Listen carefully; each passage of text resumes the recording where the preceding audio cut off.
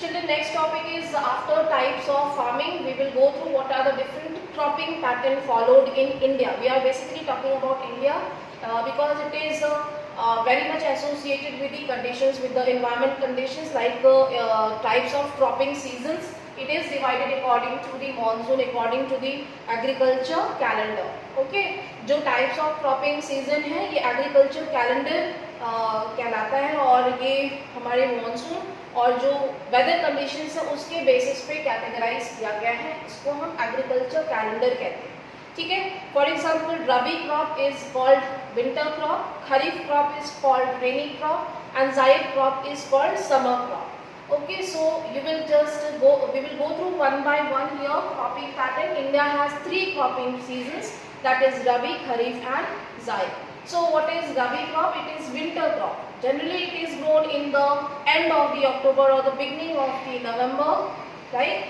When the mild winter starts, and almost it remains needs at least 2 to 3 months for the growth. ठीक है.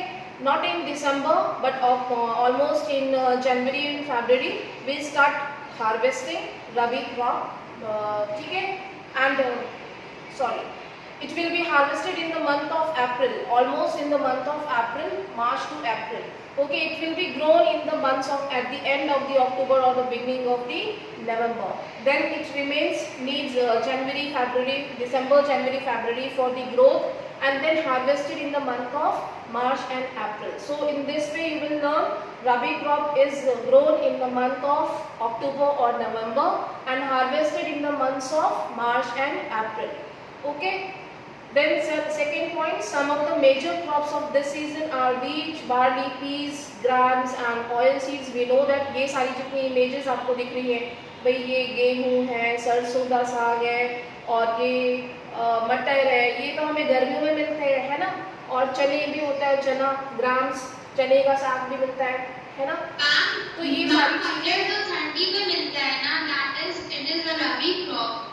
हाँ, क्या चीज, क्या बोल रहे हो मैम? मटर मैम, पीस तो विंटर में ही आते हैं मैम. हाँ, तो विंटर की ही तो बात कर रहे हैं हम. ये विंटर की ही तो बात हो रही है. रबी का सीजन तो विंटर सीजन ही तो होता है. रबी का सीजन विंटर सीजन ही तो होता है. मैंने क्या समझ बोला है?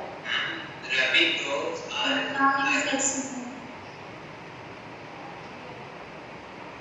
देखो क्या हुआ, क्या डाउट है कुछ? यही तो बताया मैंने. Rabi crops are grown in winter season, है ना.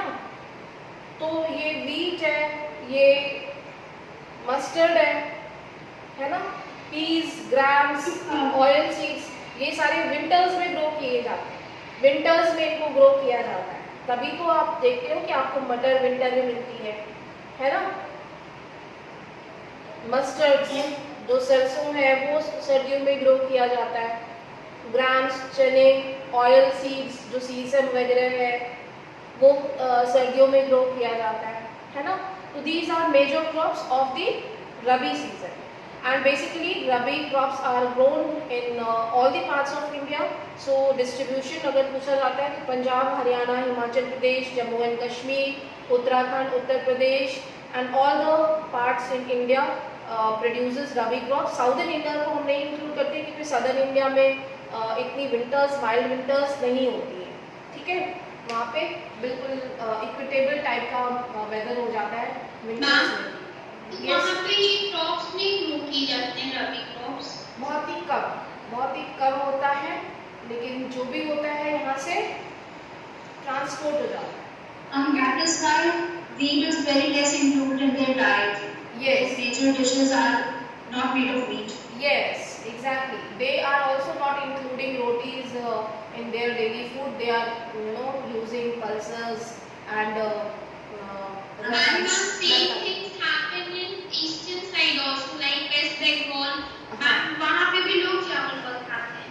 Yes, exactly. तो इंडिया का क्या फूड कल्चर, वहाँ की वेदर कंडीशंस और वहाँ के जो हम कह सकते हैं जो प्रोडक्शन होता है वहाँ पे उसके ऊपर भी डिपेंड करता है ना.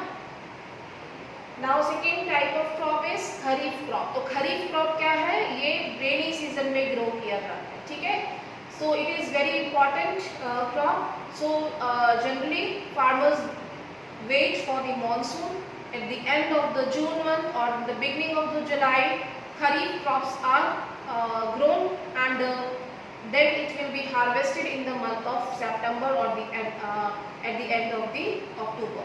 Okay, so here Kharif is very important because rice is consumed in India. Kharif crops are also known as summer crops. Not exactly summer crops नहीं कहेंगे, लेकिन farmers start preparing from June month, from May or June they start preparing for the rice.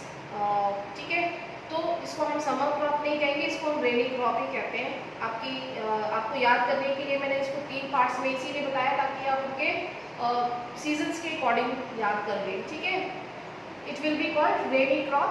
Then third, some of the major crops of this season are rice, maize, jowar, bajra, jute.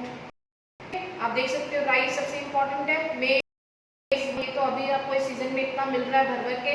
ज्वार बाजरा बहुत ज़्यादा यहाँ पे UP में नहीं खाया जाता है east में, लेकिन UP west, parts of Rajasthan, parts of Gujarat और पार्ट्स ऑफ महाराष्ट्र, इन रीजन्स में ज्वार और बाजरा का यूज़ बहुत ज़्यादा किया जाता है क्योंकि वहाँ पे लोग गेहूं की रोटियां नहीं खाना पसंद करते, बहुत ज़्यादा रागी, बाजरा और ज्वार इनकी रोटियां खाते हैं.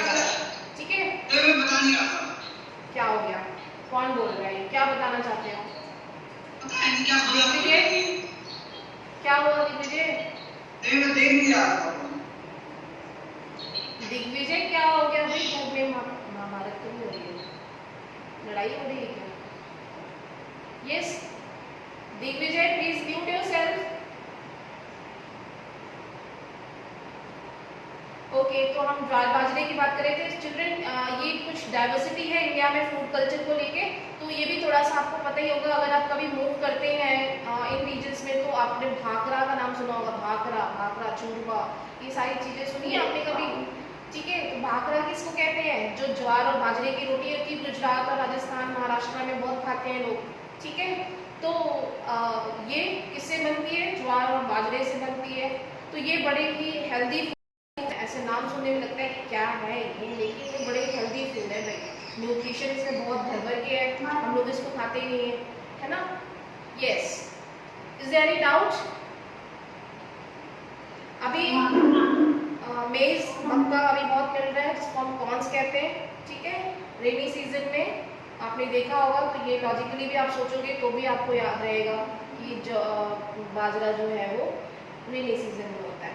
Odisha, Andhra Pradesh, Tamil Nadu, Kerala, Maharashtra, Uttar Pradesh, Bihar are important rice growing states हैं. क्यों है? इनका रीजन हम मैप करते समय दिखाएंगे आपको ये रीजन. अब आप लोग मुझे बताएंगे कि इन रीजन्स में क्यों ग्रो किया जाता है. Is there anyone who can tell me कि why rice is grown in these regions?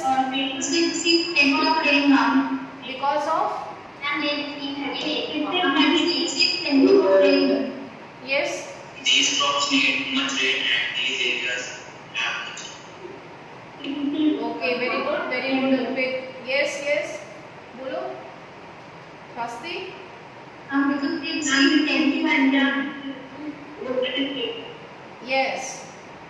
yes Gyanendra बोलो. why rice is produced in these regions? Rice production in regions में क्यों है ज़्यादा? और कौन है? शुभम यादव बताइए.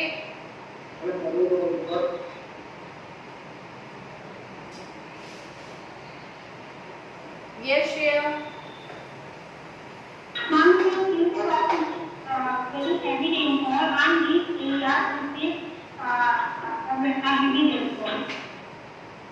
Yes, very good.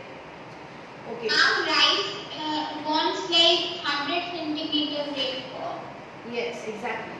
So children, in these regions, Odisha, Andhra Pradesh, Tamil Nadu, Kerala, Maharashtra, Uttar Pradesh, Bihar, in regions में सिर्फ बारिश की वजह से ही नहीं यहाँ पे राइस प्रोड्यूस होता है. इन रीजन्स में राइस प्रोडक्शन होने का दूसरा रीजन ये है कि ये सारे स्टेट जो है वो डेल्टाज में हैं.